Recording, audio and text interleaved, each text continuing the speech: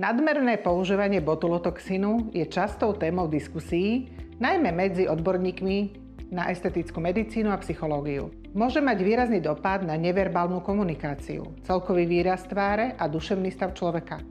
Botulotoxín, ktorý sa používa na vyhladenie jemných vrások, môže pri nadmernom použití viesť často aj k rezistencii tela na túto látku, kedy je terapia bez účinku, alebo k efektu známemu ako tzv. Zamrznutý vzhľad. Tento efekt sa prejavuje obmedzením schopnosti tváre prirodzene sa hýbať, čo môže spôsobiť problém s vyjadrovaním emócií. Osoba môže pôsobiť apaticky až chladne, čo môže narušiť interakcie alebo viesť k sociálnej izolácii.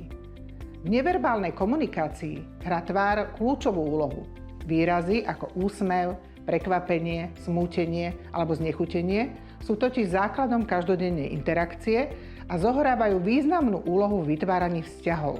Preto je dôležité, aby si ľudia uvedomili riziká spojené s nadužívaním botulotoxínu a viedli otvorený dialóg s odborníkmi, aby našli rovnováhu medzi svojimi estetickými túžbami a zachovaním autentického výrazu, ktorý je nevyhnutný pre zdravú neverbálnu komunikáciu a sebavedomie človeka.